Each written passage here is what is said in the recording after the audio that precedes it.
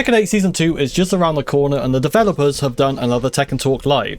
If you don't know what these are basically where the developers will sit down in a live setting and go over the most important and major changes coming to the game in the next update. In this video, I'm basically going to be going over those really major and important changes, and I'll also give my take on some of these things. There are some huge changes coming to the game, some good, some bad, and some kind of in between. So without wasting any more time, because there's a lot to cover in this video, let's just get on with it. First off, they go over how many copies they sold. They sold 3 million copies, which is kind of cool, and there's some merch stuff in there. We're going to skip all of that and just go to the juicy bits, because if you know me, you know I like gameplay and changes to gameplay. I'm not that interested in the merch sales and sales figures and stuff like that, but it's kind of cool that we got 3 million copies sold. Tekken 8 got 3 million copies sold. That's kind of cool to see. So first off, they give like a kind of overview of what's going to be talked about in this Tekken Talk. So the first additional character of Season 2, we'll talk about that as well a little bit. Large-scale battle balance adjustments. Not every single change is going to be talked about in the Tekken Talk, but they did say that there are going to be 1,500 individual items on the patch notes. Individual items, I assume, meaning individual balance changes. Ranked match specification changes. I am super excited about this, and you'll see why when we actually get to it in the video, but there's some really cool and much needed stuff, in my opinion, happening to ranked mode. Some of this stuff I've been begging for. So I'm super excited about the ranked match changes. And then lastly, we get a new feature, Ghost versus Ghost. Some people have been asking for this. Be kind of cool to see Ghost versus Ghost tournaments and stuff like that. It'd be kind of cool for content creation, I'm not gonna lie. But yeah, it's kind of cool that we get that. Moving on, we now have like a brief overview of like the updates, like the update schedule. So first off, Season 2 is gonna be March 31st or April 1st. No, that is not a joke. It is actually coming March 31st Pacific time or April 1st for other time zones. We do have a mid-March update, which I'm sure most of you guys are already aware of. And then after May, we have a TWT 2025. I thought this was an update schedule, but I don't know why this is here. I'm assuming this is a patch after that and when that starts. But we'll see anyway. Some update after May. Moving on, we get to large-scale battle balance adjustments. Season 2 policy. Expand the strategic options of the heat system to allow players to showcase their individuality. This is very scary, and you'll see why when we cover it. I gotta be honest, I'm pretty worried about this one, and you'll see why when we actually get to it. Reevaluate the offensive and defensive balance of the heat system. Some of this stuff sounds pretty promising, but not everything is showed in the Tekken Talk. We'll see when we get to it. And then improve controls for a more accessible gameplay experience.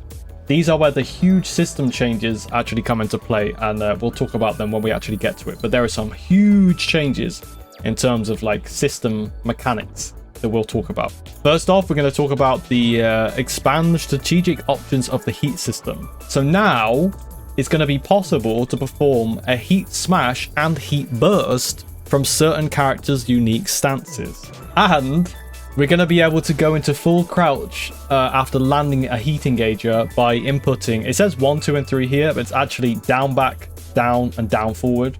This is numpad notation, but they actually mean down, back, down, and down, forward. So first off, they show Zafina go into heat burst from Scarecrow, and then Scarecrow again, and heat smash. She can't do this currently, obviously. No character can do a heat burst from a stance right now in the game, so this is going to be a first. No character can do this right now. And then, some characters do have heat smashes from stances, but it's a specific heat smash from that stance, right? So like Lily Backturned and Reina from Heaven's Wrath, they have different heat smashes, right? This heat smash that Zafina is doing right now, this is not available to her in the stance right now. This is only available when she's in neutral, when she's just standing, not in a stance. So this is, to me, is kind of scary. I just hope that they balance out the characters in a way that makes sense in terms of balance if the characters are able to do this, right? Because it's kind of worrying if, for example, if we take Reina here, for example, you take Forward Forward 2 that goes into Sentai, right? Imagine if she could do forward 4-2 into Sentai, and while she's spinning around, she can do this heat smash. That would be kind of scary, right? Or imagine while she's in Heaven's Wrath, which bear in mind you get into Heaven's Wrath from like oppressive situations, right? +6, +8, right? You get into Heaven's Wrath from very scary situations, right? Imagine if she could do, right? So Heaven's Wrath, just to give you an idea of what it's about. If you go into Heaven's Wrath, you get a low heat smash, which is -17 on block, right? But it's unseeable. Imagine from Heaven's Wrath where you could do the mid heat smash as well as the low one. This is the kind of thing that worries me a little bit. So I hope that they have that on lock, right? And they implement it in a way that makes sense in terms of balance. These are the things that I'm actually kind of worried about. Obviously, it's kind of cool for combo creativity if you can do like heat burst and heat smash from certain stances, right? I didn't even talk about heat burst being my thoughts on heat burst from stances. Again, if you go into a stance that's usually like -6 on block and being able to heat burst, I don't know how I feel about that. I find that kind of scary because the game is already super aggressive. But then again, they have 1,500 different individual items on the patch notes in terms of balance and changes and stuff like that. So we'll just have to wait and see until we get the patch notes. But I am cautiously optimistic, kind of leaning towards being a little bit cautious about this stuff. So next, they are going to show the DLC character and some stuff. If you don't want to get spoiled, go and watch the trailer now and then come back if you want. Spoiler warning over, it's Anna. So now they're going to show what it looks like when you go into full crouch from landing a heat engager, right? So if she lands a heat engager normally, she just runs in like this, right? But if you hold down back, down or down forward, she'll go close to the floor like this, right? And now she's in a full crouch state when she's approaching you with a +17 advantage, right? This to me is kind of terrifying because we already have a forced 50-50 with the heat engager. Something I was hoping that they would change, but it looks like +17 from heat engagers is going to stay. I hope not. I hope this is a different build, but realistically it's looking like +17 is going to stay after landing a heat engager. This to me is pretty terrifying because for certain characters, including Anna, they have a really good full crouch game. And it just adds to the mix-up situation on having to block that, right? That's an unseeable low 50-50 launcher. It literally has a full 50-50 crouch game, which is very scary.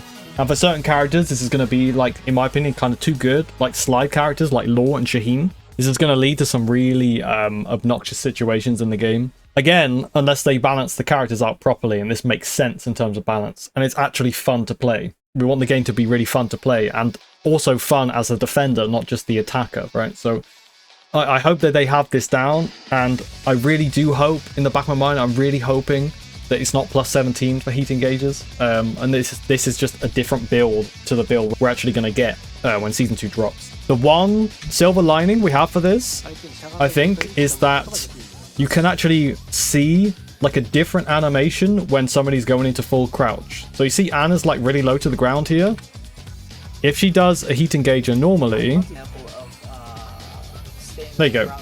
So it's different, right? When they run up to you, not going in full crouch, it looks different to how it looks when they're going into full crouch. So there is a silver lining that maybe you can react to it. Maybe you can react to it. Moving on, reevaluate offensive and defensive balance. So they're reducing the chip damage during the heat state overall, and decreasing additional chip damage when a heat dash is blocked, which is very nice. This is very, very nice. Also, some Power Crush heat engagers are now gone, which is something a lot of people have been asking for forever. This is really cool to see. Some Power Crush heat engagers are gone, but they didn't say all of them. So, for example, in this, they talk about Nina's one, forward 1+2 Blom Bomb Power Crush thingy. That is now gone. So what has happened to these characters, they'll have their heat engager property taken away from that Power Crush. That Power Crush will stay, but they'll then add another heat engager to a different move that character has. We'll talk about that more in a minute because they show an example with Azucena, but it is very cool to see. I'm really glad about these two things. Really, really glad about them personally. But going back to chip damage for just a minute, they show Jin's forward 2. So I'm gonna show it without rage first. So it does 15 chip damage from a heat dash. You notice that Kazuya is not enraged. This is really important. So it does 15 chip damage. Right now, it does 19 chip damage. So it's a 4 damage reduction. It might not sound like much, but that is quite nice. And with rage, this is where the big changes happen, right? So you can see it does 4 chip damage here. Right now, it does 12 chip damage. So that's a massive reduction. They have done this so that to alleviate those sort of checkmate situations where your opponent is in rage, you have your heat, you do your heat bullshit, and then you do like a heat dash to chip their health down to like a minuscule amount. Because you can't die off chip damage, but they'll get you to the literally 1 pixel, and then it's almost a checkmate situation. So they've tried to alleviate that. One thing to note here, another kind of disappointing thing in my opinion, is that the heat dashes are still +5 on block. Again, this could be a different build from the Season 2 build we're actually going to get, but realistically, it probably is still going to be +5. However, Jin's forward 2 is -9, so maybe what they're doing, this might be copium, it probably is copium, but maybe what they're doing is making all safe moves that you can heat dash out of +5, and all unsafe moves that you can heat dash out of minus but not plus. Maybe they're doing that, but we'll have to wait and see. I'm really hoping that is the case, personally. So moving on, we can talk about Power Crush heat engages again. They show Azucena's Power Crush heat engager. It used to be forward 1+2, I think. That is still a Power Crush, as you can see, but it is not a heat engager anymore. That property has been removed. So instead, what they've done is they've given a new heat engager from an existing move. So the 3-3, I think that is. She gets a up forward 2, it looks like, and then a 3-3 is now a heat engager, right? So they haven't like just removed the heat engagers from these characters. They've just transferred them over to a different move rather than the Power Crushes. I'm very happy with this change personally, because I thought that Power Crush heat engagers covered too many different options, and the fact that you can heat dash out of them once you're in heat is also kind of absurd in some circumstances, like Nina's forward 1+2 and Law's forward 3 and Raven's back 1+2 or forward 1+2, I think it is. So I'm very happy for this change. I think it's going to be a lot healthier as well, and not feel like you got cheated out of a win, you know, from certain situations. So yeah, I'm super happy with that. Moving on for more control enhancements, right? So this is where like the crazy huge changes for like system mechanics takes place. Allow lateral movement towards the foreground from a crouching state. Enable sidestepping with pre-input functionality. Erase input difficulty at the start of the round. Implement slight input buffering. It sounds really complicated what they've actually said here, especially like the pre-input functionality. It's just weird way of phrasing it, but what they've done, and I'll use this example here that they've got, because you can never step towards the screen like you can do here. That's new. So what they're going to do is allow players to step towards the screen. We've never had this in Tekken ever, which is kind of crazy if you think about it, that we've never been able to do that. But this is also a great example of where it was kind of unfair and really depended on what side of the screen you're actually on, right? So Jin on the left side here can't step right. In Season 1, at least. In this build, he can, but let's say in Season 1, he can't step towards the screen because he would just stay crouched. He'd just stay ducking.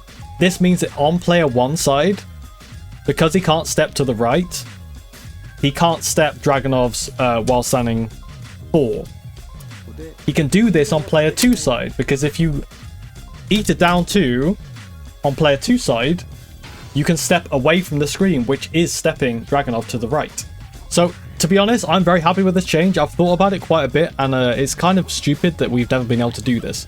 And also for competitive play, it's kind of a roll of the dice, like on offlines, where you'd get put in like player 2 and you can't step a certain way because you're on player 1 or stuff like this. Not for me, I've never played an offline, but I assume it's very infuriating if you're playing an offline and you're not allowed to step a certain way just because of the roll of the dice and you had to play on player 2 or player 1 side. And that puts you at a massive disadvantage against certain matchups, like Dragonov or like Kazuya, for example. So this is very cool. I'm happy with this. Although there is something I'm worried about, which we'll go on to after I go over this one, which is the buffering window for sidestepping when in a block stun or recovery animation in general. We have a bigger buffer window for sidestepping. So we already could buffer sidesteps. I do have a video going over some of that stuff if you want to check it out. But in short, we can already buffer a sidestep. You can already do that. But it is quite a tight window. In some places where you need to sidestep with very tight timing, like this string that they're going to use, for example, with Law, this can be quite difficult for some players. So they've made it easier. I should also clarify that this is a side walk, not a side step. So I don't know if there's something else that we're missing here, but you can now side walk very easily, or you can buffer a side walk from like any kind of block stun, or like even getting hit by anything. Like you can buffer a side step now, which is kind of cool. Personally, with these two things, being able to sidestep towards the screen and a bigger buffer window for sidestepping in general, like after a block stun or whatever, or when in a block stun, I will be happy with these changes, as long as it doesn't change the way that movement feels. Core mechanics of movement in Tekken is a very delicate thing to mess with, and I hope that if they do this, Tekken movement will retain its responsiveness and like satisfying feel when you sidestep something, and we won't have any errors with the buffering system. Because I remember when the game first came out, people had long-time Tekken players had to really adjust to the buffering system,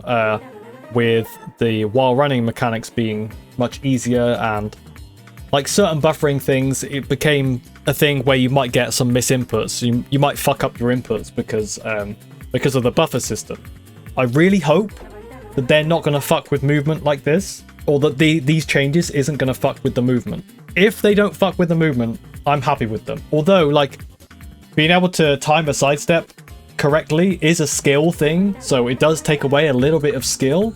I don't think it's a huge deal, and I'll be happy with that as long as they don't, like I said, as long as they don't change the way that sidestepping feels, or like movement in general feels, and doesn't add like a weird input delay feeling or anything like that. I'll be happy. I also hope it's not like a band-aid for the tracking strings issue that we have. I really hope it's not a band-aid for those. Which I'm a little bit concerned about. But considering we have 1,500 different individual balance changes, I don't think that is true. I don't think it is a band-aid for tracking strings. Buffering inputs at the start of the round is also a thing. No more both players trying to jab at the start of the round and both end up just standing still. It's kind of funny when that happens, right? I'm sure it's happened to you. But the way they have it right now is that you have to jab on frame 1 of the start, like at the start of the round, if you want to jab the fastest, right? So now you can buffer your inputs at the start of the round, which is kind of cool. I think that's fine. Also leads to situations where this is not the case, where you will jab at the start of the round and get beaten by a hop kick, for example. That's kind of stupid. It was always kind of stupid, so it's kind of cool that you can buffer inputs at the start of the rounds. I'm all for that. Right, now we move on to some really fucking cool shit, man. Season 2 policy, implement proper matchmaking based on skill level. We also have a fair point system, we're going to go over it as well, and ensuring long-term enjoyment, of course. Because all us Tekken players grind ranked. Okay, so mitigate disparity in matchmaking. The way it works now can lead to some unfair matchmaking if you play multiple characters.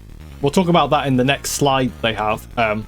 But right now, it can lead to some unfair matchmaking if you play multiple different characters. They're also revising the point system, which is very cool, because a lot of people have issues with the point system, me included. And don't get too worried, but they are implementing a rank reset, and they are adding 8 new ranks. So I talked about unfair matchmaking, right? So in Season 1, Tekken Power or Prowess or whatever, that is used for matchmaking right now. So if you have a really high prowess, but let's say your highest rank is Raijin and you have like 10 other Raijins, you're going to have a pretty high prowess right now, right? You're going to have a pretty high prowess compared to the other Raijins you're going up against. What the system does now with its matchmaking is it will matches you against players of similar prowess, not taking into account your highest rank.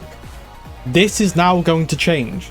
So now Tekken power or prowess is no longer going to be used for matchmaking. Instead, the system considers the highest rank among all characters for matchmaking purposes. Thank fuck. So I've been this is like the one thing that I've been saying for fucking ages since the start of the game. It always should have been this way. Because Tekken prowess is not a reliable indicator of somebody's skill. If somebody has one God of Destruction, it will match them up against, let's say, somebody with like 12 Tekken Emperors. That Tekken Emperor is not as good as the God of Destruction player. Sorry, but that's just the way it is. Like, that's not the case. And it's even crazier at like certain levels where somebody, let's say somebody has like fucking 25 Fujins and you're going up against like a Tekken God. That's not fair on the Fujin player. It just really isn't fair. So I'm really glad this is changing, and this makes the most sense for everybody. Now, if you have, let's say you have 12 Fujins, right? Instead of going up against a Tekken God now, you will go up against players who with their highest rank is also Fujin. The same way, if you're playing like a secondary character, now the matchmaking will take into account your highest rank also, not your prowess. So let's say you have a character at Fujin, and your secondary character is at Flame Ruler. It will match you up against other Fujin level players. So it'll match you up against another Flame Ruler, but it will still be a player whose highest character is around Fujin. Maybe not exactly, but around that level. I think this is very good and a very good system that also doesn't lock out players from playing against other players just because of the prowess system that was there before. People who play multiple characters are almost penalized right now. They kind of get locked out of playing against other players who are of a similar skill level just because their prowess has skyrocketed because they've gotten so many different characters to a certain rank. They get locked out of playing against other players of similar skill level just because the prowess has put their their matchmaking level like up. So I am really excited for this. This is very, very cool. Also, they have changed the default ranks for secondary characters when your highest is ranked up. So you know, if you get a new high rank right now, it'll say, I mean, there is a bug with this anyway that's been there since the launch of the game, but it'll always say, now you've reached so-and-so rank, the default rank of the characters you haven't played before will get boosted up to a certain rank, right? So if you get to Tekken Emperor right now, your secondary characters, or the characters you haven't even touched, will be at Flame Ruler, and you start a Flame Ruler. Like, look at this difference. Tekken Emperor to Flame Ruler. If you have any character at Tekken Emperor, you are a lot better than any Flame Ruler. Like, that's really unfair on a Flame Ruler. That's so unfair. So I'm glad they're changing this. Now, if you're Tekken King, I don't know why they didn't use Tekken Emperor here, but if you're Tekken King, you will now go back to your secondary characters you haven't touched will be at Fujin now, which is a much healthier system and won't lead to players getting frustrated. They're getting put up against like, you know, Tekken gods on secondary characters and stuff like that. I understand that because I play a lot of characters. I have ranked a lot of characters up to Tekken God, and it's kind of shitty on those players that are at like Fujin and Flame Ruler. I think that's super unfair for those players, so I'm very glad for this change. They are also adding a same rank only option to search filters to enhance matchmaking precision. I assume they have the numbers on the current player pool, and this will be okay. I hope it doesn't lead to not being able to find matches for some people. They're also implementing a rank restriction option in quick match search filters, which is very cool, very welcome, because a lot of the reason you want to play quick match, and a lot of the reason people wanted infinite rematch in quick match, is so that they can practice certain matchups, right? But the thing is, if you're like a Tekken Emperor and you get matched with a load of like Fujin, Raijin, or whatever, no shade to those players, but if you're trying to learn a matchup for a specific level of play, like your level of play, people of similar skill level, you want to be matching up against the similar ranks so you can learn the matchup for that skill level, right? So this is very cool. Rank restriction option in quick match It's very cool. It means that you can more reliably like use quick match to like learn a matchup and then take that knowledge into your ranked session. I think that's very cool, very welcome. I am super happy for that. They have revised the rank match point system. Hooray! So as you can see here in season 1, you against the high ranked opponent, you get a medium point increase. Lose against a high ranked opponent, medium point decrease.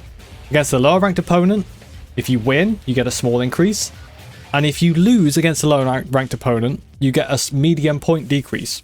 This lose against a higher ranked opponent, point decrease, medium, should never have been the case. I think that was always kind of dumb.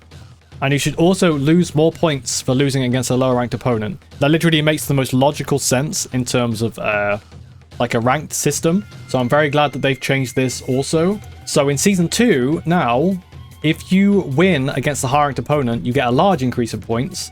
And if you lose against a high ranked opponent, you get a small decrease in points. Against a lower ranked opponent, if you win, you get a small increase. And if you lose, you get a large increase. This makes perfect sense to me. I can't see how it was any other way, but it was. So I'm very glad for this change. If the new matchmaking system is good. If it's not good, this will tilt like a lot of players. If the matchmaking system is good, this will be very, very good, and it will feel fair when you lose and win against certain opponents of different skill levels. This will feel fair. If it's a bad matchmaking system, this won't work because people will get tilted because they'll feel that like players aren't the skill level that's represented in their rank. They won't feel that that player is representing the skill level of that rank that they are at, if that makes sense. But I'm optimistic. I'm super happy about this. I think this makes the most sense for everybody. Also, another change to rank system is the removal of a loss penalty. So right now, if you lose 3 matches in a row, you get a loss penalty. You lose a shit ton of points. They're removing that. 3 consecutive losses will now not impose a loss streak penalty, which is very cool. I think that loss penalties, considering the way that some people play ranked, like the one and dones, the plugging, although there is a penalty for plugging now, but the one and dones, lagging, like netcode issues, one and dunning, and cherry picking your opponents. This can lead to some situations where it might feel like very unfair to get a loss penalty. I think it makes the most sense just removing that, so I'm glad they did that as well. So create a more consistent point reduction system regardless of loss streak. I think it's very cool. I'm all for that, to be honest, personally. Another change to points is the enhancement of the winning streak bonus. So they're modifying winning streak bonus to accelerate rank progression for skilled players. This is very cool, and it ensures that strong players can reach their appropriate rank more efficiently. So no Grandmaster wants to fight a Tekken God level player on a new account. That's just not fair. This would also solve the issue of smurfing, where people are just making new accounts just to shit on newer players. I think this is very good. Now, what is going to happen is red ranks and below will get increased bonus points progressively based on consecutive wins, starting from 2 wins, which is very cool. And it makes the most sense because what used to happen and what happens right now for season 1 is that blue ranks and above earn additional bonus points for every 3 consecutive wins. Now, for red ranks and below, additional bonus points increase progressively based on consecutive wins starting from just 2 victories. That makes more sense, to be honest, to me at least. They are also, like, there is a lot to this ranked system, right, that they're changing. Okay, so also, there is a refinement of the promotion bonus. Right now in season 1, every time you get a promotion, you get bonus points. This can lead to some weird situations where you might go up against an opponent that you know you can beat. You know you can beat them, right? You're on a demotion match, so it's more incentivizing for you if you are certain you can beat them to just lose that demotion match, because the next match you have will be promotion, and then you win that match against them, and you get this, you get a promotion bonus, which puts you way above where you were on your demotion match. Now in season 2, the bonus points you get are only when you reach a new highest rank with your main character. This makes sense. I'm happy for that. That's pretty cool. Right, now let's talk about the rank reset. I said not to be too worried about this. The rank reset will be based on the highest rank you achieved in season 1. And I should clarify that even if you got demoted from that rank, it will still take into account that rank when the ranks reset. So determine new starting ranks based on the highest rank achieved in Season 1. You also will get like a special title for completing Season 1 on that rank. So if you got like Tekken God, it would say Season 1 Tekken God for me. But even if, like, let's say a player who had their highest rank at like Tekken Emperor, and then that character got demoted to Tekken King, this would say Tekken Emperor, not Tekken King, because they actually reached Tekken Emperor, even though they got demoted from that rank, which is pretty cool. And then let's talk about where you would actually fall down to when the ranks reset. It's not like a true rank reset, as you can see. So for me, personally, I'm at Tekken God. I would get demoted to Kishin, which isn't too bad, right? Also, God of Destruction goes down to Tekken King. I know a lot of people think that's too much, but personally, I think that there are so many different skill levels in God of Destruction. From what I can see, obviously I can't experience that because I'm not God of Destruction. From what I see, there are a lot of God of Destruction players of varying skill level, which is also why they're adding new ranks. So this makes sense to go to Tekken King, so they can spread those players more appropriately and put them in the ranks that fit them. And then, you know, we get like I get a 4 rank decrease. Like, it's not going to be that crazy. So don't worry if you're like worried you're going to, like, you got Tekken God and you're going to go all the way down to 0 down. That's not going to happen. It's going to be like a soft reset. This also is good because if that happened, God of Destructions and beginners at 0 down would be very bad for the player base. So I'm glad they're doing it this way. We are getting we're getting 8 new ranks.